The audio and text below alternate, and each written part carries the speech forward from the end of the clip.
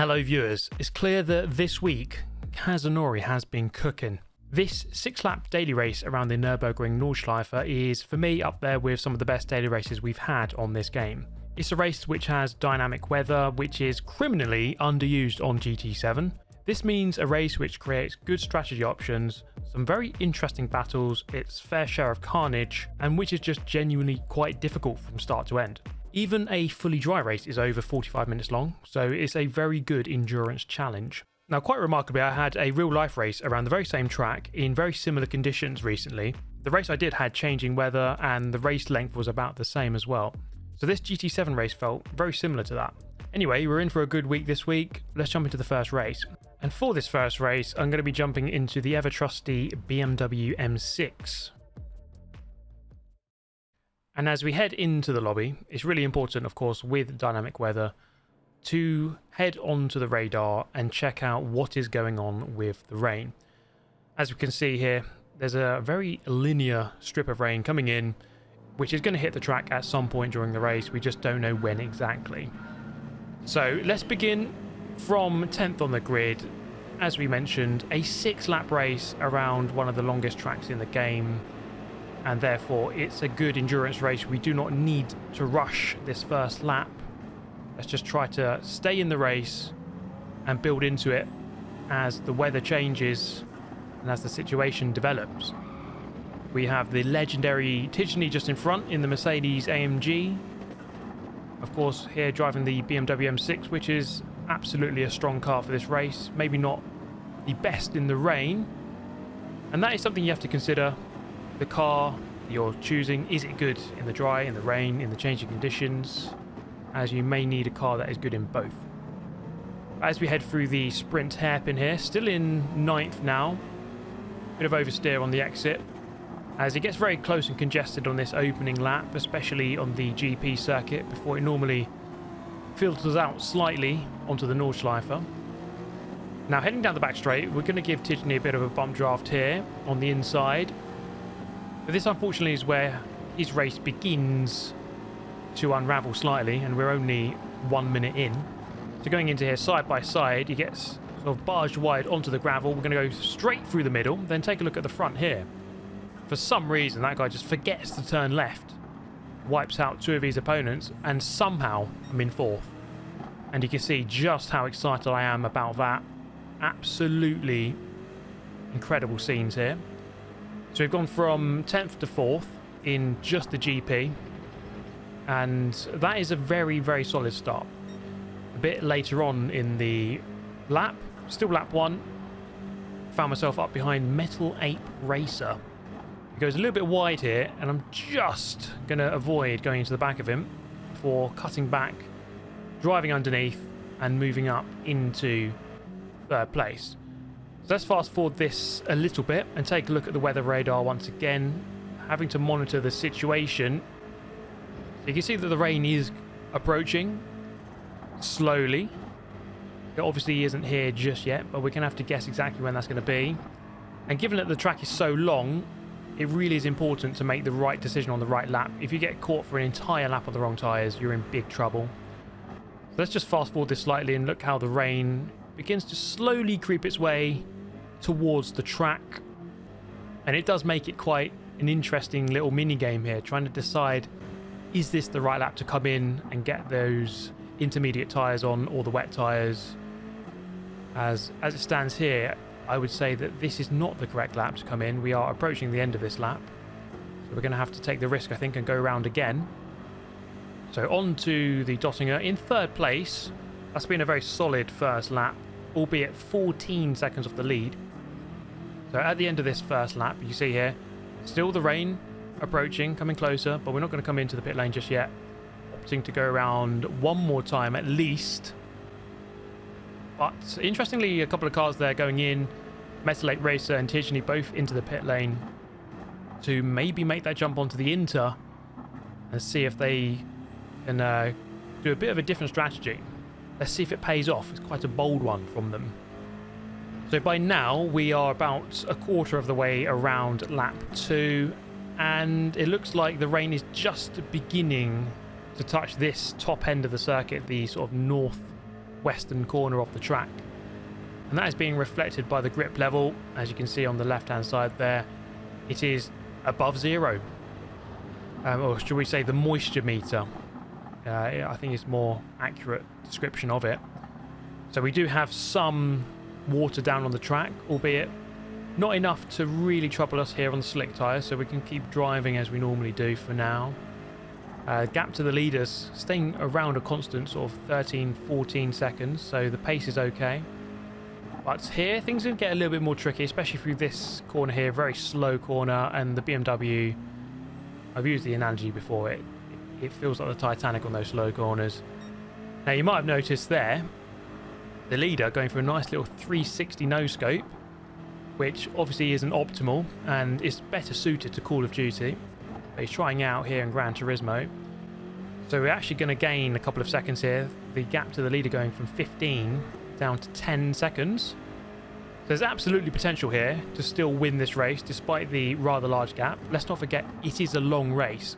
So a 10-second gap in a race lasting 50 minutes is a bit easier to kind of whittle down compared to, let's say, a 10-minute race. Towards the end of the lap, through Plants Garden, dropping down over the jump. The grip levels, or let's say the moisture levels, just creeping up to the bottom, so the bottom quadrant, or the bottom third, should I say, not a quadrant. And therefore, we're looking towards inter tyres at this moment. If it gets any wetter, then it's definitely inters. At the end of the lap, end of lap 2, the moisture still at about the same level, about 1/3 of the bar. The leader goes into the pit lane, as does second. Now, it would be a big risk to go around once more here, given that the rain is coming down to some extent.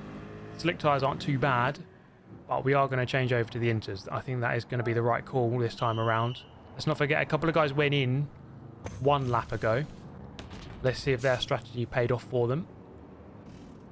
So on the exit of the pit lane, we have to mind that we're on cold tyres, and of course this part of the track we don't really know exactly how wet it is, and so we do have to be quite careful on the GP circuit. Now the gap behind is 8 seconds, the gap to the leader 12, so we find ourselves in a bit of space here. Tidgney and the other driver who went into the pit lane one lap ago, doesn't look like that strategy worked. I would imagine they would have lost a good 10-15 seconds from going in a bit too early. I think the slicks were fine on lap 2, but maybe not lap 3. So this is where things are about to get a little bit more tricky. You see again the moisture meter just creeping up. We're about halfway up now, as the weather radar looks as though the sort of darker blue colours are just coming in, and therefore grip levels are going to reduce. And that's something you've got to really watch out for. And sometimes it is an advantage maybe to be in second or third rather than the lead. You're not going to be the first car to hit the wetter weather. It is sometimes quite tricky being in the lead because you're the first car to judge the conditions, and sort of everyone behind you can judge it a bit better. Anyway, coming up into Bergwerk, lap 3 now. 21 minutes into this race, trying to take some differing lines. You can see here, boom, barrier has been met. A really silly mistake, and it's really easy to do that. On the exit of Bergwerk, the car goes light, you're still turning, applying the power to get up this hill, and before you know it, you're having a 90-degree meeting, a perpendicular meeting with the wall, which is obviously not what you want to be doing. And therefore, you see, I quite clearly got caught out with the increasing moisture on the road, and that's going to put me quite a long way off cars in front. Now, it wasn't about to get any better as we approach through Ice Curve. That corner is interestingly called. Heading down towards Plants Garden, a massive moment here. Somehow managed to recover it and keep it facing the right direction. I do not know how I managed that, but it's not going to get any better here.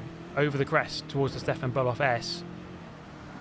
And it's about this point here where I realised that this one is not going to be recoverable, as once again we have our second 90-degree meeting with the wall. This guy proceeds to wave a green flag, which is probably not the right call. as I'm sideways on the circuit on a very dangerous place. Should probably whip out the yellows, I'd imagine. So we're going to change the traction control. Now, thank you to Tidgeny, actually, in his very recent video covering traction control, as it's definitely a different situation these days with traction. It's absolutely no shame to use it. I mean, it was no shame to use it before the update.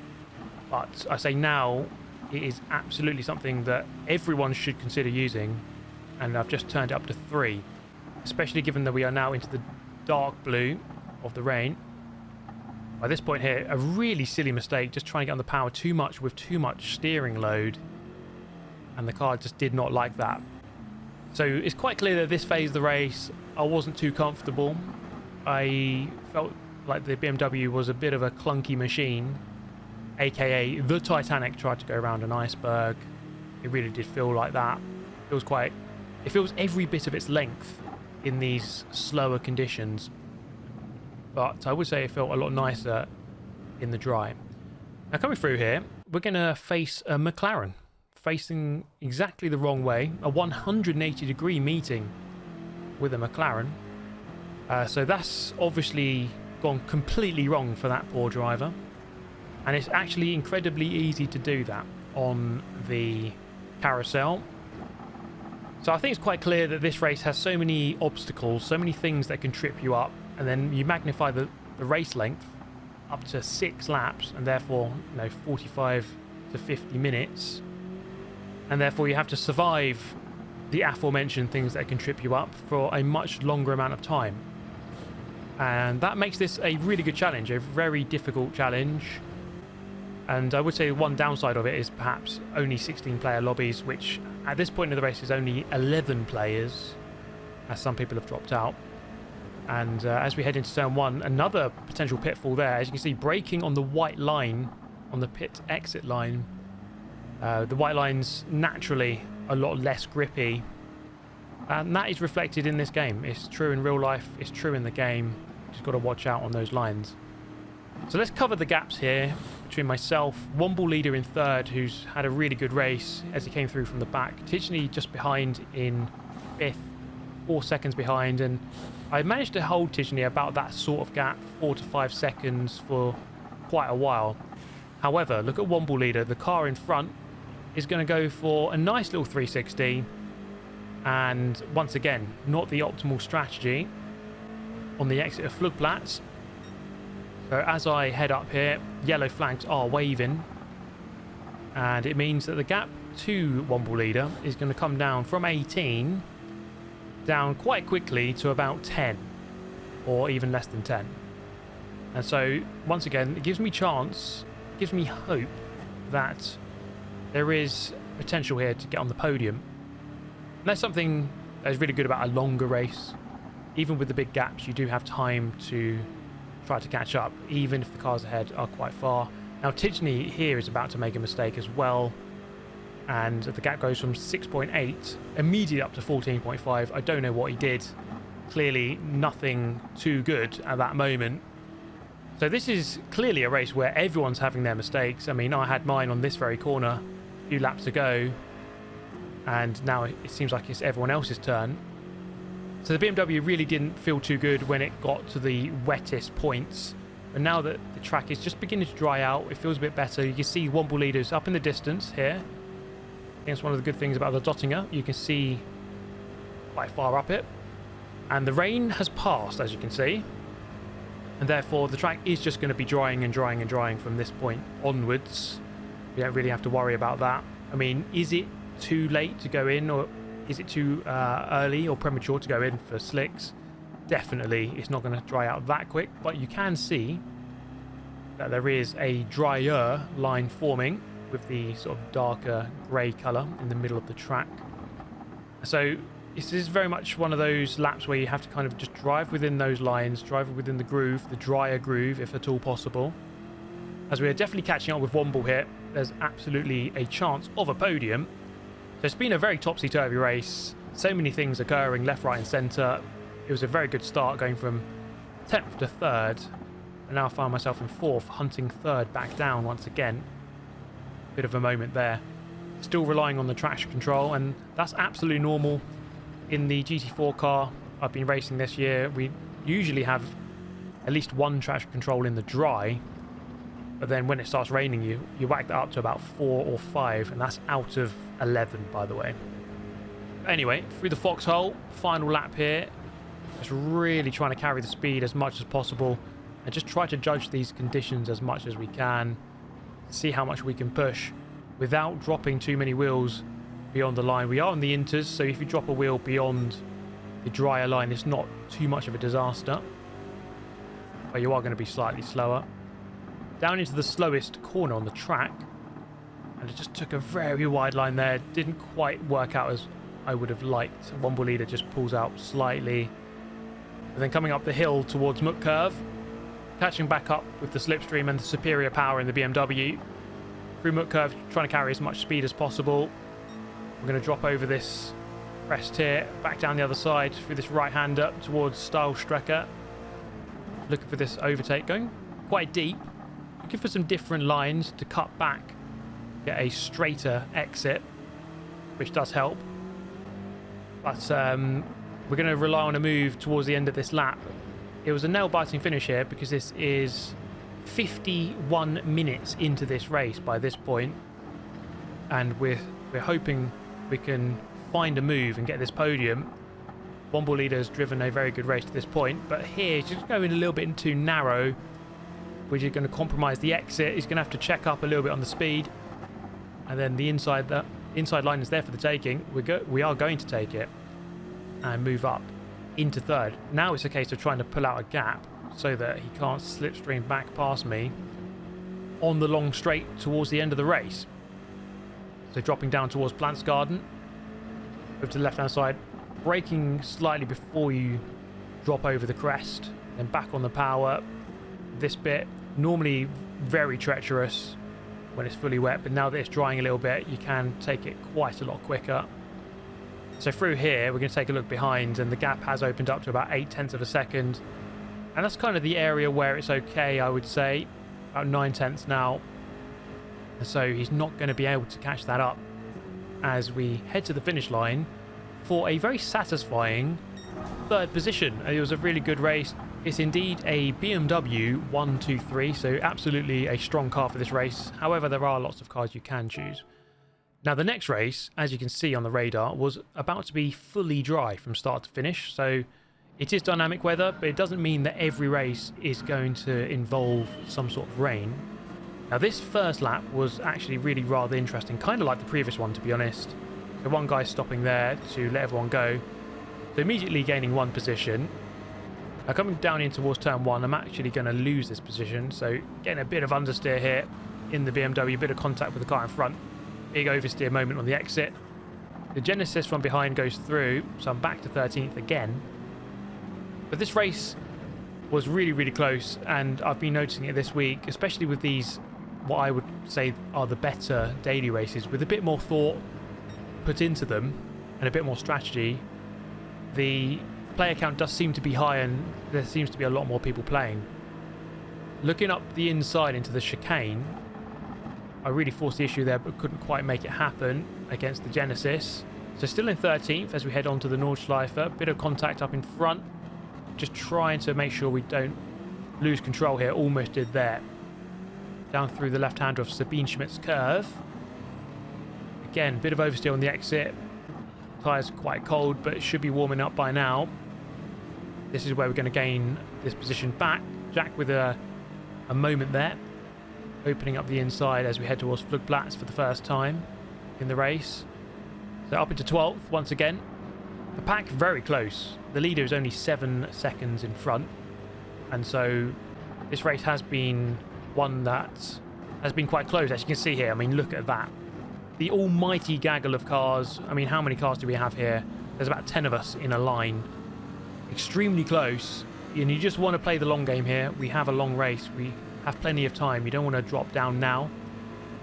And that's kind of how races go around the Nürburgring Nordschleife. Sometimes you just want to stay in the race and just play the long game. Bit of contact through the slow corner. Almost losing control. and managing to gather it up and keep going in the right direction. So that was good. Trying to find our way through past this Lamborghini Huracan. The Huracan seems like a very strong car these days in Group 3. A bit wide on the curb, but we're not going to get overtaken. Up towards Mutt Curve, first time. Trying to find an opening. It's not quite going to happen, but there is a spin up, and that is Grove Street in the Huracan, funnily enough. So that's the position gained. We're going to look up the inside here. The space does open up. He doesn't quite defend it. We're kind of both going to slide a little bit, and he's actually going to spin out, is the Huracan, and therefore we're going to move up into 10th. Right behind Consta here, and you tell me, but when I first did this, I didn't think there was contact, but there might have been contact. I think I might have tipped him into that. I didn't feel it at the time. But Consta is not someone who would normally just spin on his own like that. And so there may well have been the tiniest bit of contact. Motor inside of there, very wide on the grass. We're going to look around the outside into Ice Curve and move up into 8th place. Further down here into Plants Garden, 2 people wide, Danny Racing and the Key, and there was a Polish driver on the left-hand side as well. And so 3 positions gained there very quickly, up into 5th. So that's 13th to 5th in this first lap. Really quite a remarkable opener for this dry race. This is the end of lap 2. You see the skies are quite grey, but it isn't going to change the weather. I mean, it's not going to rain. We are going to move up into 4th, so the position's going to change, albeit temporarily, because I might have overtaken slightly too early here, as the Lamborghini is going to tuck back into the slipstream and come back at me. I should have defended the right-hand side. Didn't quite do it early enough, and therefore Ugandan Commando is going to go back through and retake P4. So good battling here, really good racing. So even if the race doesn't involve dynamic weather or rain or strategy options like that, there is still absolutely potential for some close battling. As we head through Mutt Curve, lap 3, this is going to be the unravelling of this race, unfortunately, as I get dirty tyres on the exit. They're coming up into Stahlstrecke, just carry too much speed in, get on the power, the rear tyres are too hot, and I end up sliding. Really innocuous and stupid mistake to make, as you can see by my reaction, moving down to 7th, losing some crucial time there, maybe 3-4 seconds. Then you add in the dirty tyres as well, and it's going to be a compounding effect. We're going to lose maybe 5, 6, 7 seconds. Pitting at the end of lap number 3, some fresh tyres and a bit of fuel, and that mistake is going to be costly because it's going to put me off the back of the group in front as we come back 1 lap later. This is the beginning of lap 5, and you can see that group in front, group of 4 cars, about 5 or 6 seconds in front, and I think that mistake has just cost me a chance of being in that battle for P2. But I would say that I did this race a couple of times. There's definitely some different strategies available. You can even do a no-stop in certain cars, and so this race really does bring together so many positive factors of Gran Turismo 7 for what is a really good daily race, one that I certainly have enjoyed competing in. I hope you have enjoyed this video. Get yourself subscribed if you did, and I shall see you next time. Goodbye.